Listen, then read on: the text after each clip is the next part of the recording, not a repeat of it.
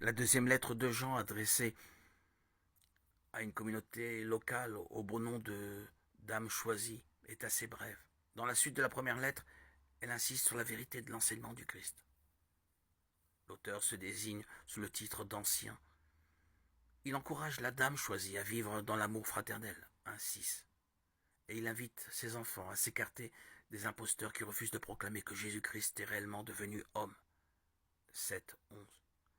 Il termine en annonçant sa visite et en transmettant les salutations de sa propre communauté.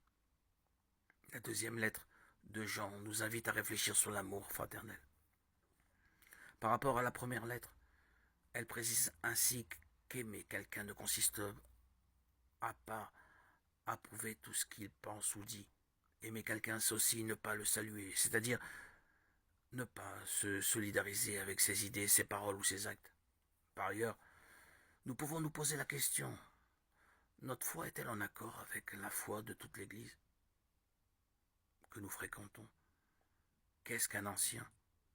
Dans la première lettre à Timothée et dans la lettre à Tite, les anciens sont avec d'autres, au service d'une communauté. Ici, l'ancien semble être le responsable principal.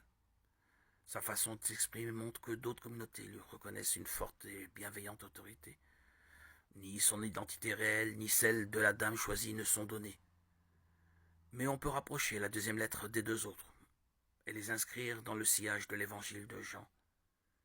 Nous touchons la vie de communautés chrétiennes dans l'Asie mineure, la Turquie actuelle, vers la fin du 1er siècle.